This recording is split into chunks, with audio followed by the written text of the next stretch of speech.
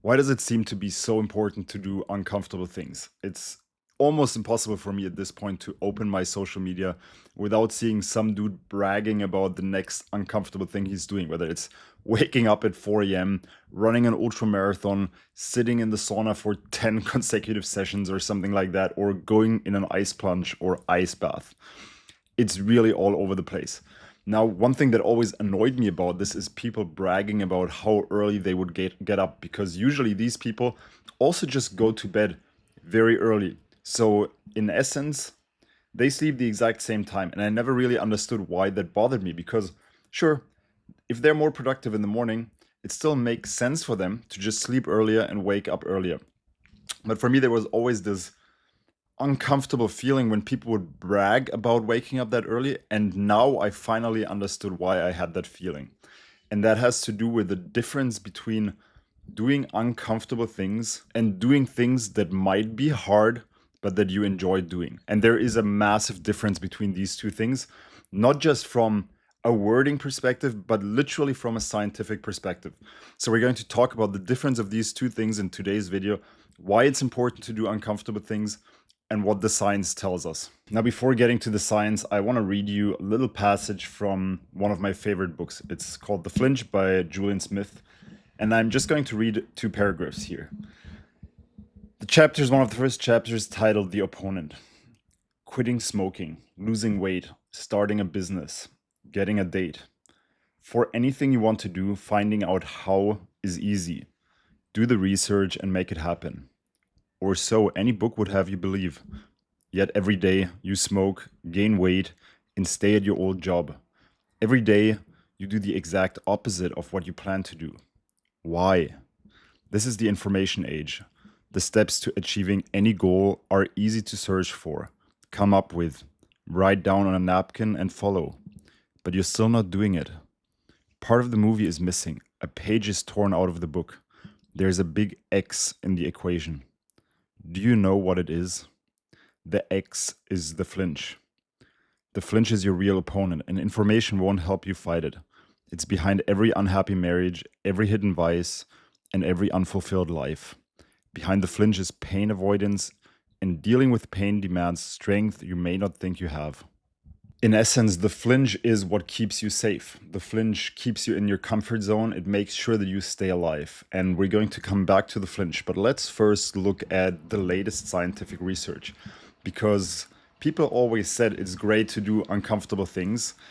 But what does the science actually say? And the science of the last few years has shown time and time again that when human beings do uncomfortable things, a region in the brain, and I have to look up what it's called, forgive me, I'm not a neuroscientist. It's called the anterior mid-cingulate cortex, AMCC. It's a region in the brain that gets activated by doing uncomfortable things. And by activating it over and over, it basically becomes trained to do more of these things. So it's a region of the brain associated with effort, error detection, emotional regulation, and conflict monitoring. It gets activated whenever you choose delayed gratification over instant gratification. Whenever you face your fears, whether it's fear of social rejection, fear of public speaking, fear of the cold. It gets activated whenever you push through fatigue or do something that requires a lot of effort. And it also gets activated whenever you do difficult cognitive tasks or take difficult decisions. And whenever you activate that region of your brain again and again by doing things that are uncomfortable for you, you train your brain at being better at existing in that state of discomfort. And whenever you expose your brain to these uncomfortable situations, in effect, what happens is that you train your brain to be better at surviving in this uncomfortable state. You train it to get better at being persistent, at being resilient, and at emotionally regulating itself. And let me just read the benefits from a scientific standpoint. It improves your threshold for discomfort or stress. It increases your capacity for discipline and delayed gratification. It reinforces resilience, and it improves emotional regulation. So from a scientific standpoint, doing things that are uncomfortable for you will train your brain to tolerate more of that, and it will in effect make you a stronger, more resilient person from a psychological, from a mindset perspective. You will be able to do more of the things that you seek out to do. You will feel less emotionally affected by your environment. Now, what is the difference between doing things that are uncomfortable and doing things that are hard and you enjoy doing nevertheless. And I'll give you two different examples. The first example is going to be running. Now, you might not specifically enjoy running. If you're like me, I completely, literally hate running. It's probably one of the worst sports in the world for me.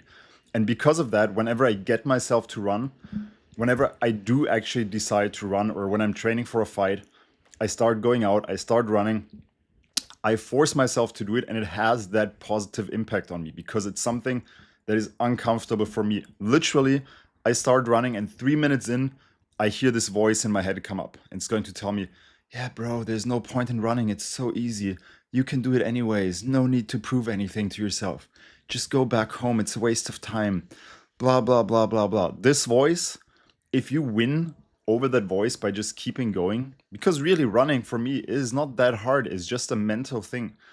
But winning against this voice grows this region in your brain, it activates it, it makes you strong, it makes you more resilient, it makes you less of a bitch, if you will, that's listening to that inner voice, to the excuses. Now, the complete opposite example would be somebody who just loves running. They love going out for a run. They love doing their 2-3 long runs in the week.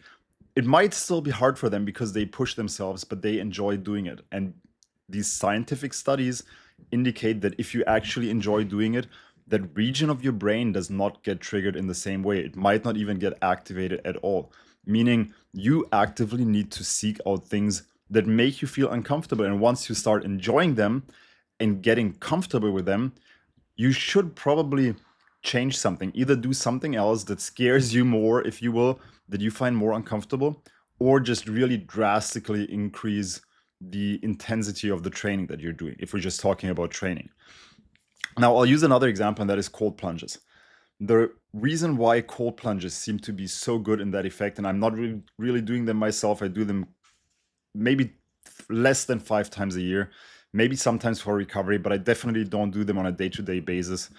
But doing these things would probably permanently have this impact of positively triggering that AMCC region of your brain, because there are, so far, I have not seen a single person that reported enjoying doing cold plunges even after doing them for a long time. It still sucks. You get in the cold water, everything in your body tells you to get out. You really don't want to be there. Now, as I just mentioned, what you should be doing if you start getting comfortable with something, if you start enjoying it, is think about what would scare you a little more. And here comes the connection to the quote I read in the beginning. Your fear will oftentimes indicate the right path. The things you are most afraid of doing, which in my case last year was doing a kickboxing fight. And after that, I was literally sitting down with myself, having a conversation, talking to myself, trying to understand what is the thing that I'm most scared of. And I realized the thing I'm most scared of is being vulnerable in front of a lot of people, sharing my story, sharing who I am, and being authentic in public. So that's one of the main reasons I decided to start making content. It's being authentic, facing that fear, doing it nevertheless. And if you listen to those fears, you will very often, almost always understand what the next step should be. What would the ideal next step be? Doesn't mean that you're going to do it, but you will deep down know what you should be doing next. Now, don't be an idiot. Of course, some things you're scared of for a reason, because they are dangerous. Doing a cliff jump of a 30-meter cliff, of a 100-feet cliff, you shouldn't be doing that unless you really know what you're doing and you're trained. There's a reason why you're scared of it. There's a physical harm risk. However, talking to a girl on the street that you find attractive, you might be scared of it, but it's almost guaranteed that nothing's gonna come of it. Worst thing, she's going to roll her eyes or keep walking. There's no danger involved, no risk involved, at least in the Western world. So you might as well go do it. Now, of course, I say these things and it sounds a lot easier than it is in real life. The problem is, if you're scared of it, oftentimes it's difficult to get yourself to actually start doing it. So let me share 2 concepts with you. The first one is making a difference between core confidence and situational confidence. We always hear that confidence comes from competence. I bet you've heard that before. And of course, having competence in something will make you feel confident. If you know how to train, if you know how to fight, you will be much more at ease going into the gym or entering a fight starting to do it. If you know how to have a conversation with a girl and you know girls will like you based on how you talk to them, it will be a lot easier to start that conversation than when you don't know what you're doing. So, yes, confidence comes from competence. However, you have to think of it one step further because most people, in order to get competent, had to just fail, get up again, fail, get up again, fail, get up again, and repeat all the time until they got to the level where they are. Sure, some of them might have had more talent for one of the things they're doing than you have. Maybe they were a more talented public speaker, more talented communicator, or they were just naturally more talented as a fighter. That was the thing for me. I started kickboxing and I just felt so incompetent. Whereas some of the young guys at the gym, it just comes naturally to them.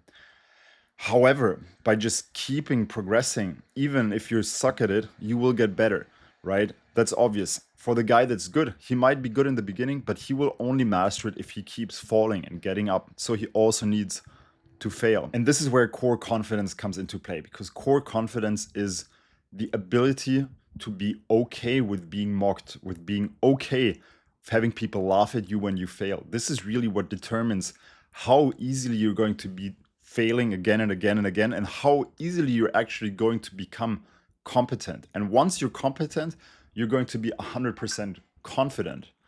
But the true situational confidence, the confidence in your skill set, will develop from you being able to fall and fall and fall and be okay with other people laughing at you, with other people that most of the time are not taking action themselves. That is the key element, right?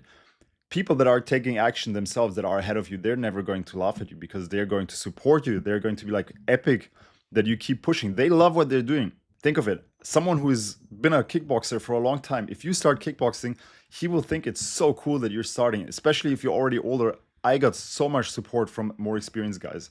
They fucking love it. And I sucked, but they love it. They help you. They push you. They will never laugh at you. It's the guys that are not training themselves that will laugh at you. And that brings me to the +1, -1 concept. It's something that I learned a long time ago. I unfortunately don't remember who mentioned that concept. I've only heard it once from one person, and that person said you have to look at it as +1, -1. Your whole life is basically this mathematical equation. With every action you take, you will either add a +1 to your self-confidence or you will take a -1 away.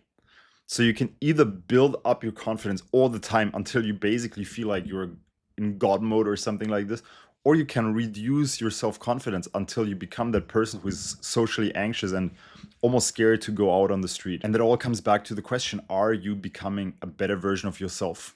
Or are you becoming a worse version of yourself? Where are you headed? And ideally, that should be your goal.